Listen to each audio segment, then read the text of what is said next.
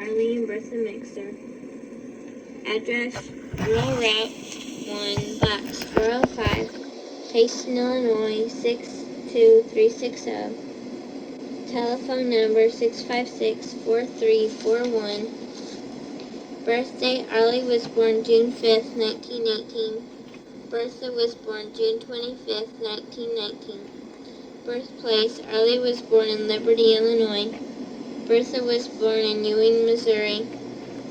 Interviewer, April Shirley. It's 12/6/92, and we're at their home. How many brothers and sisters did you have, if any? I had 6 sisters and 3 brothers.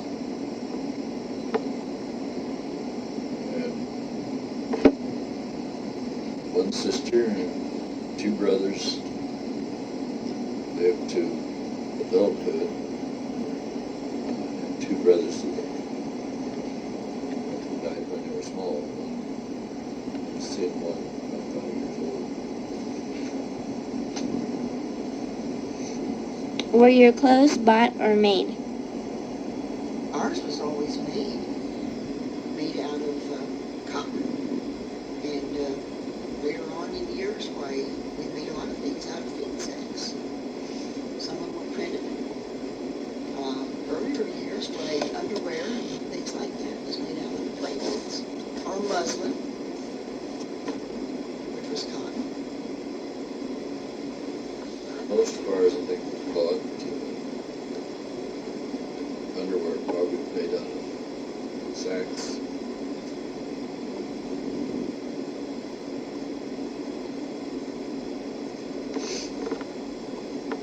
Did anyone else live with your family? If so, who? I had an uncle, Dad's brother, was without work in New Jersey, and the year that he was without work and his wife was in a sanitarium, he and his little girl, who was about 4 years old, came to live with us until she got out of the hospital and he had a job. No, there was no family lived with us except maybe for just a few days at a time. Maybe one of Dad's brothers would come and help us out.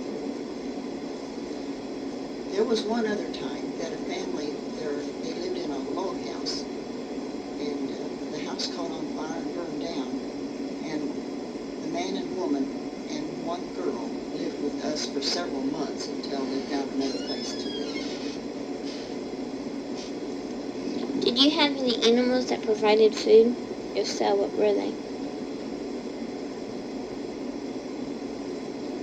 We always lived on a farm, and we always had cows, which provide for our milk products, and also cream to sell. Then sometimes we butcher a beef in the wintertime, and we always had hogs, and we butchered pork, and we always had chickens. But you know, you couldn't keep meat and things very long because you had no refrigeration. You'd cure your meat in the wintertime and try to use that before the extreme hot weather, or fry it down. You could fry it down, or cold pack it. But that helped provide for our food. Well, we lived on a little farm. We always had milk cows, or a couple of milk cows, and raised our own pork, meat, and chickens. We even had geese, ducks, and guineas. So we had our own eggs and milk, a little bit to sell. Were you born here or somewhere else? Well, I was born in Ewing, Missouri. Folks lived on a farm there. They lived there until I was about 11 years old, and then they moved to Hull, Illinois. I was born in southeast Liberty. Lived there until I was 5, then moved down by Kingston. Lived there the rest of my growing up. Why did you move here, if you did? The folks moved to Hull because during the Depression, they had lost their farm that they was living on a Ewing. And they rented a place at home and farmed there. When I was 2.5 years old, my father was digging coal in the creek bank. Dynamite cap went off in his hand, caused him to lose his eyesight. That caused him not to be able to farm, and he lost the farm that he was on, so he moved to this small acreage farm. No place to live.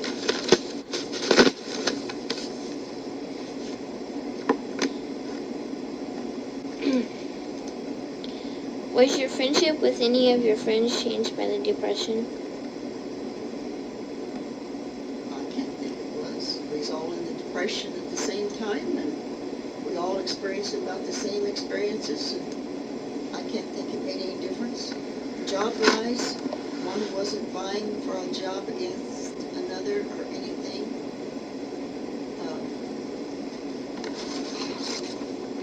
It might have, the only difference it would have made was that your friends went away for better place to maybe work, and you got out of touch.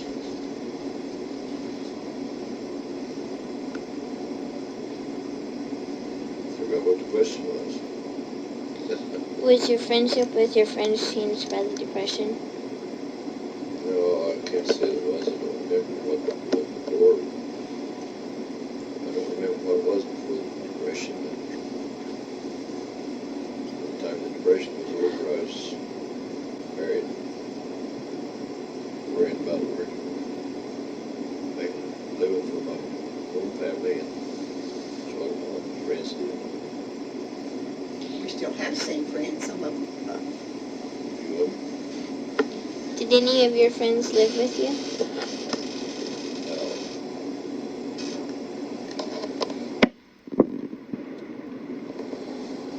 Did any of your friends move away? If so, why?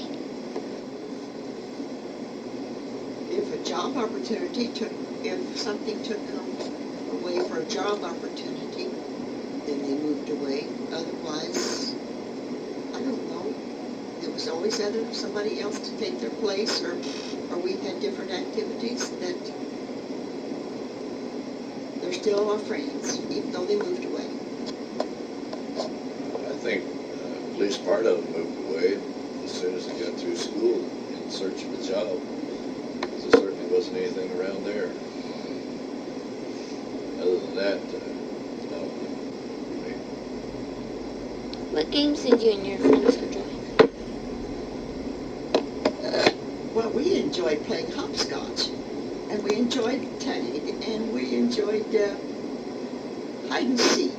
After all, there was a big family of us, and on a farm you have a lot of places to hide in the country and where we lived anyway. And we just enjoyed doing things. Then in the springtime, we'd go out and we gathered a lot of wildflowers in the woods. It was always a joy. And we played in the hayloft. We played out along the banks of in the woods, and ride these little saplings down and end off in a pile of leaves or something like that. Just fun things.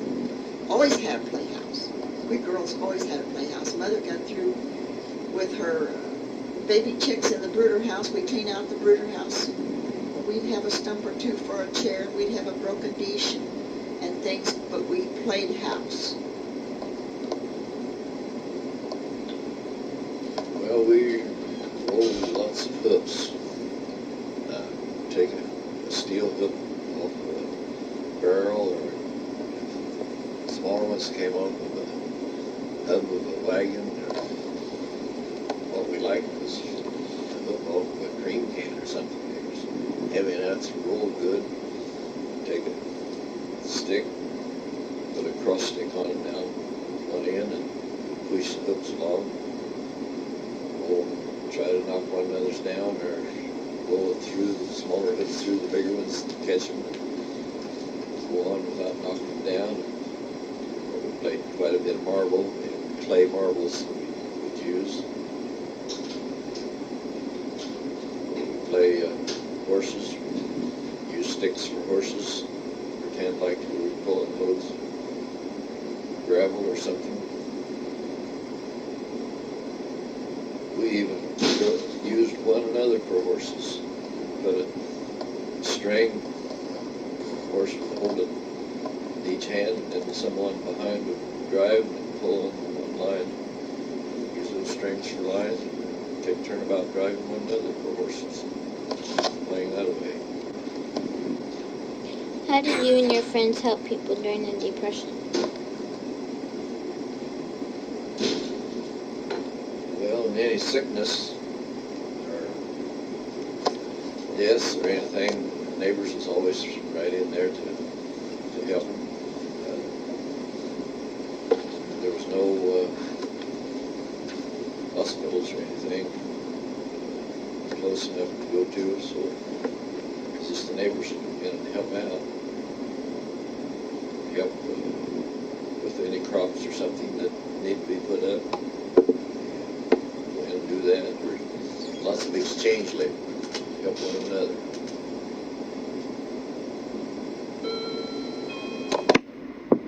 Everybody helped each other the best way you could, whether it was with the excess that you had in the garden, but it just seems to me like that it was a community sort of thing. And another thing, you always learn to do with what you have, and you don't go beyond that. One thing good about all this, and there wasn't these credit cards and payment things as much as there is now, encouraging people to buy beyond their means. And I don't think we had that then. I remember one thing, I'd say they helped one another. You couldn't go to the store and buy yeast because everybody baked bread. So they had a yeast starter. When one woman would bake bread, she'd save a little bit, put it in a glass jar, put a lid on it. And some of the kids would take it to the neighbor. They would use it, bake the bread and save a little bit and send it on to the next neighbor. 2 or 3 of the neighbors worked back and forth that way because this yeast would not keep only 2 or 3 days. And it spoiled, so they would work together that way.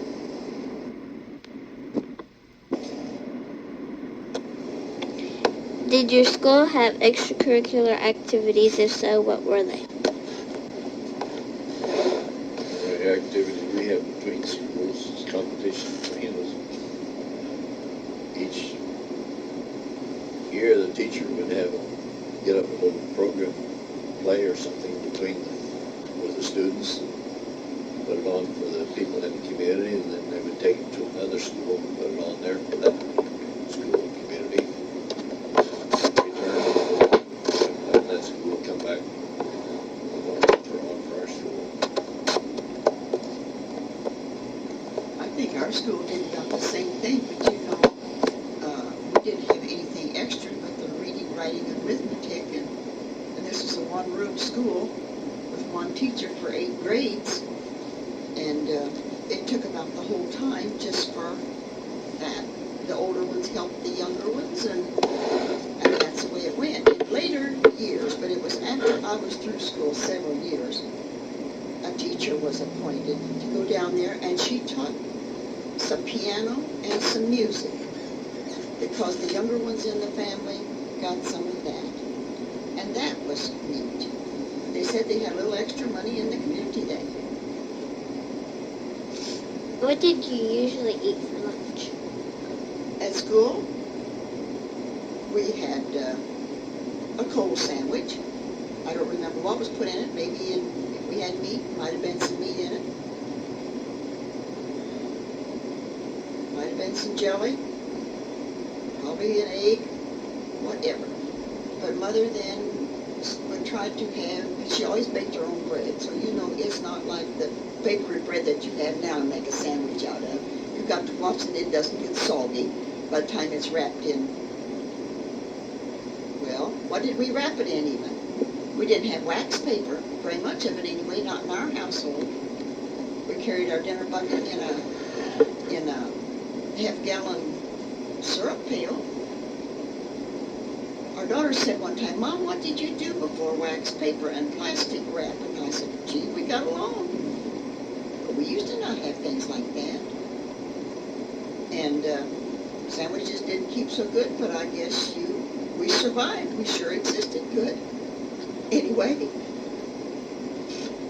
I think we had quite a few fried egg sandwiches. Sometimes we'd have a little meat in the cold part of the winter. Sometimes a jelly sandwich. Sometimes just had some butter on some bread. And sometimes it'd be a cookie or something that Mother had made especially for school.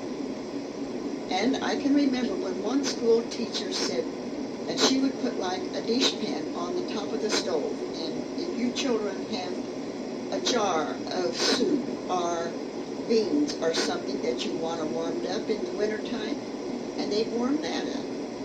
And that was always a delight, but then that didn't happen very much when you had to walk a mile and a half and carry your lunch and your books and help with the young ones. What level of education did your school have? 8 grades. Ours also had 8 grades. What level of education did you complete? 8 grades. 8 grades.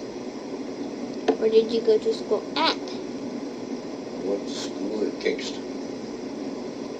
And I went to the country school south of Hull that was called Smith School.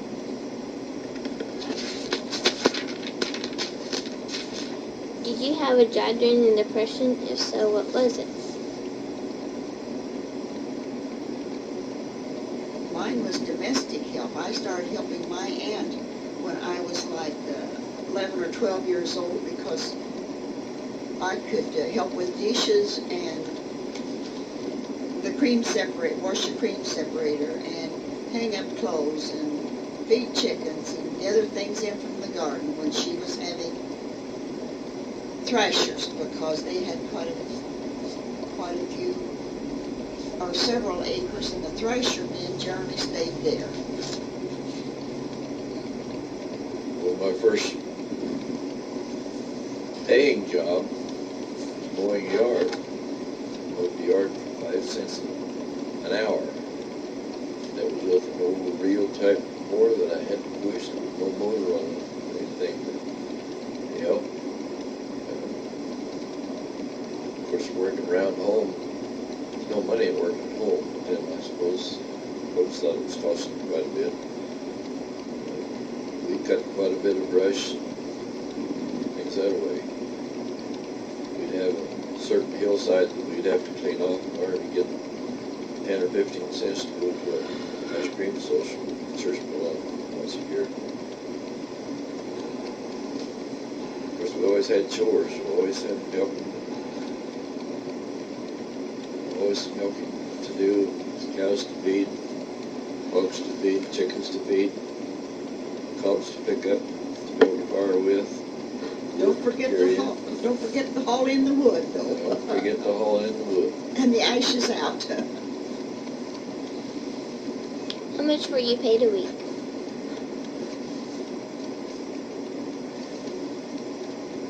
We of course, we never got paid at home. We had no allowance. We had no to work by the week. I guess first week the job I had was when we got married was $7 a week. I think that when I worked out like that, at first, when I was quite young, I got like $1 a week. And then I advanced up to $1.50, and even I think I went as high as $3. But there was one time when I was almost 15 years old that I was helping my aunt and uncle, and they had 3 children, 8, 5, and 2. And I did washing on the, they had a regular washer, but I would do the laundry a couple times a week and wash the children and have their meal prepared always ready in the evening when they got home. And just things like that. But I think I made like $1.50 a week then. But my last, when I was about 18, why, I got a job at the shoe factory. And it paid more. It was different kind of,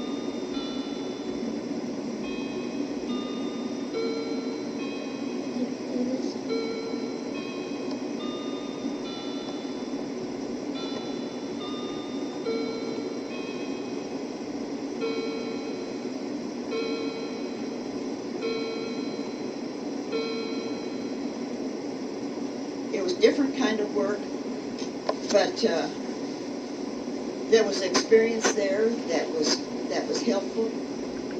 I don't know if I made a whole lot more because I had to live in town, which was I had to live in a boarding house, and well, even the clothes that you wear is a little different when you work out amongst people like that. So it's different, but it's a different experience, and I'm glad that I got to work there that year. I quit to get married.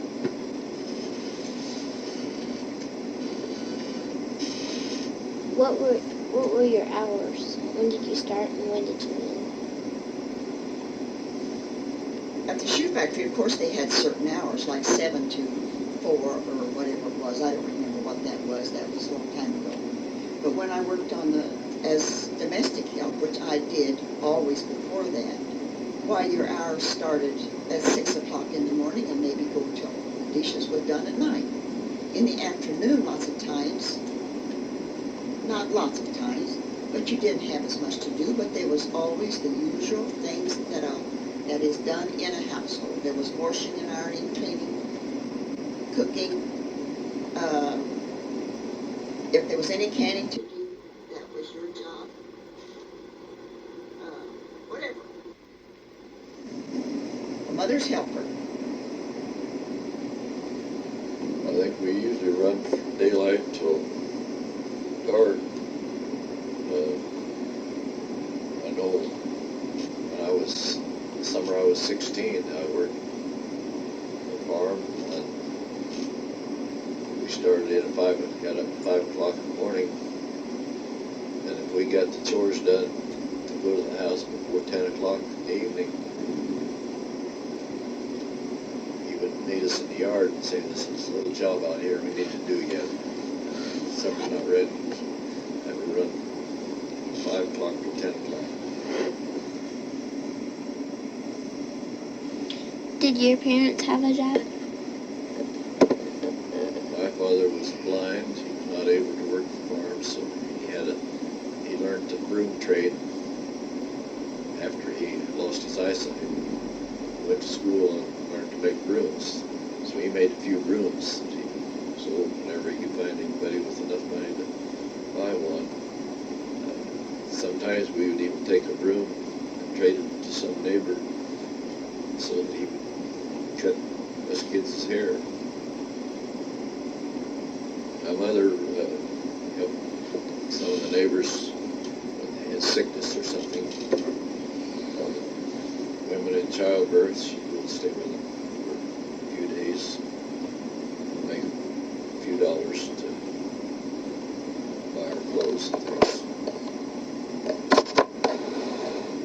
My parents lived on the farm. Of course, that was sunup. Before sunup, or after sun went down for both of them. By the time they always had a garden and everything was done with horses. And there was a lot of chores with cattle and horses and hogs and whatever there was. So that was their jobs. Did your friends have any jobs? If our friends had jobs like we did, if there was someone who needed some domestic help, why, that's the kind of job they did at that particular time. We most of our friends were farmers' children, and they had their work at home to do. And they, once in a while, someone would hire one of us to cut a little wood for them at that time. That paid anywhere from 75 cents for a cord of wood, all cut up, split up, ready for the stove, or to $1 a day maybe for working in the timber. Did any other family members have jobs? Well, my older sister, as soon as she got through the 8th grade school, she got a job working, doing domestic work. I think she worked at a restaurant a little bit one time, usually domestic work. My brothers were younger, and they did not have a job yet at the time when I left home alone, and I don't know that they did after that any more than I did. As country children, living in the country and no transportation, there wasn't very much of an opportunity. And there weren't very many jobs at that time, except in domestic help. So if we older ones in the family did work, it was always domestic help, helping somebody. It was good experience, I know that.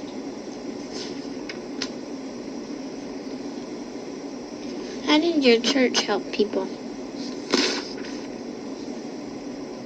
I don't remember that the church really did anything financially to help our people. They just had their own garden and raised what food we could eat. Managed to have enough to tide us over, I guess. Well, that's what I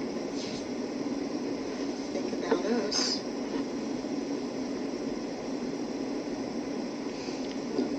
I don't know if the church ever, of course, there wasn't anything like food baskets or anything. At least we didn't know anything about it. And it wasn't expected. So, I don't know. I think we just did all right with what we had. And what we didn't have. What you didn't have, but you got along all right without it. We don't have to have everything we wish for, do we? No. Did your church decrease or increase in number? I couldn't see. I don't remember that they changed much. Of course, the younger ones, when they got through school, they left the church out into different communities to try to find work. Other than that, I don't know if they increased or decreased. I can't think that there was any much difference. I don't recall if there was any. Did you go to church? If so, how often? We went to church practically every Sunday. And if there was something going on at the church during the week, there's a pretty good chance that we would go then. That is, my father and us children. My mother didn't go to church very much.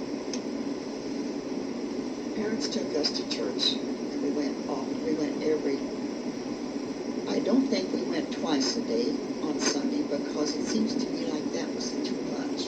Because we lived 7 miles from church, and all we had was the team and wagon in our earlier years. But after I got to be about 14, folks got a car.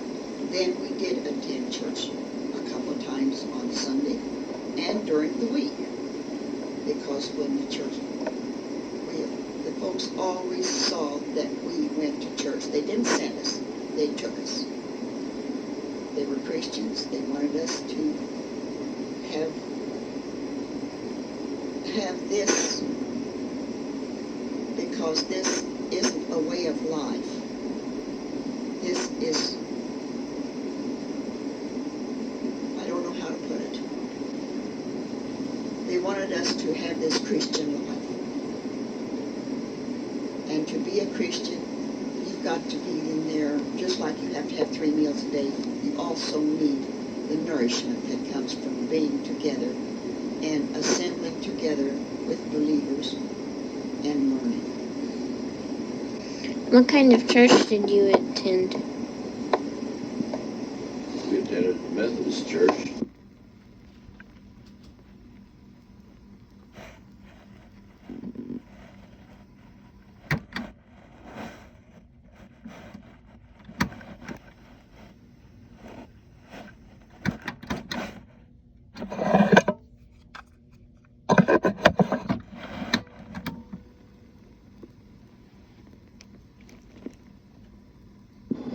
Last one church to go to another, so we just stopped at the first church we came to, which happened to be Methodist.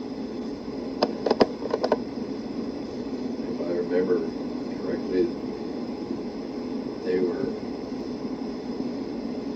strong. It was an old-type Methodist or something, but they would walk the aisles and bring their hands and shout amen. Carry on like some modern churches do today, I guess. But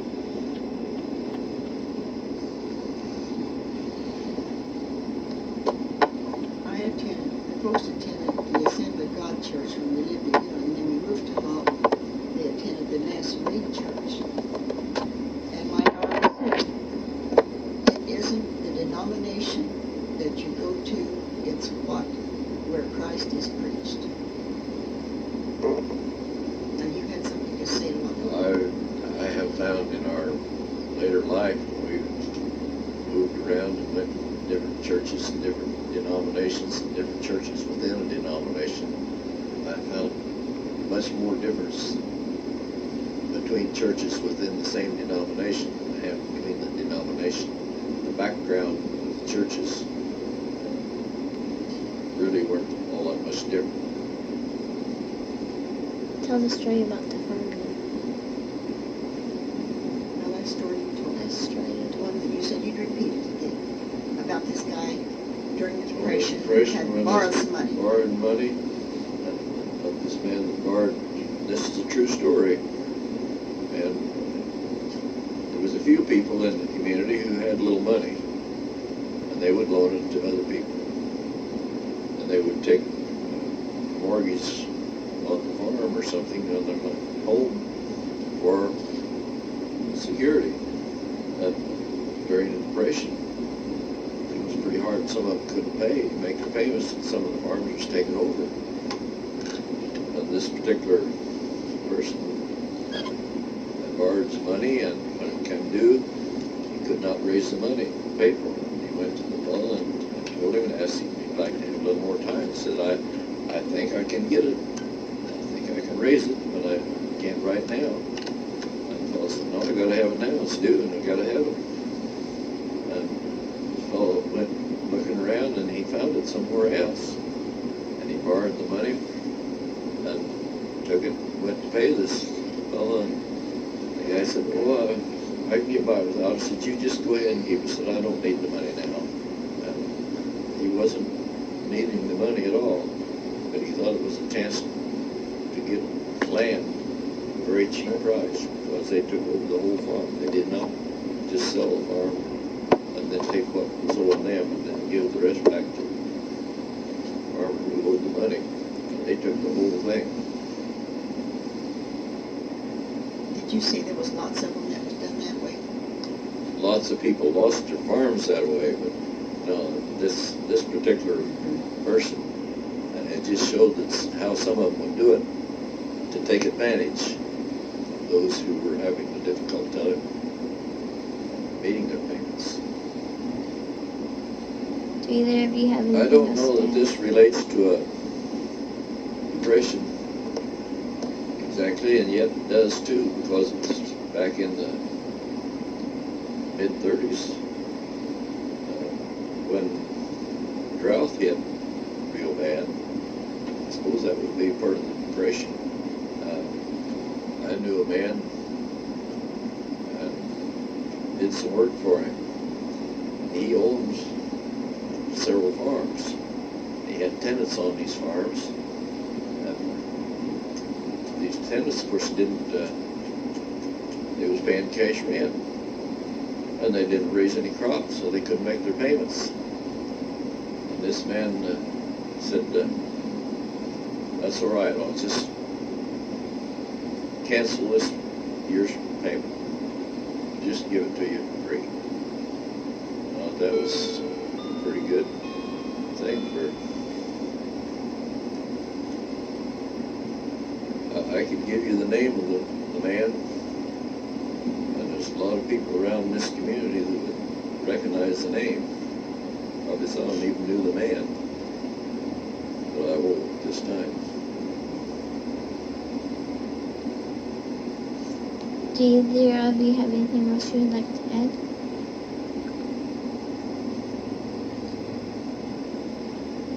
I'd like to add that God gives us the ability, maybe I have said this already, to do with what we have.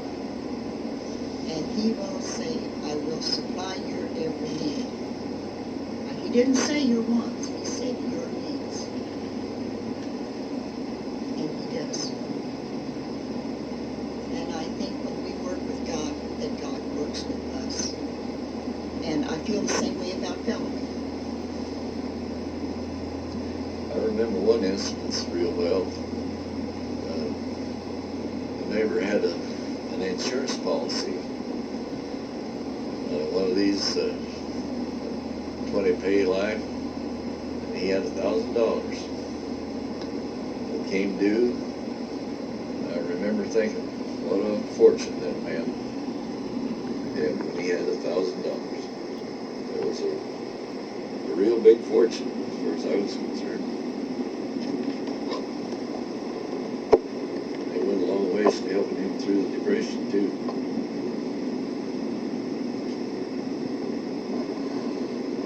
Can't think of anything else to give you that I think might help you with your class.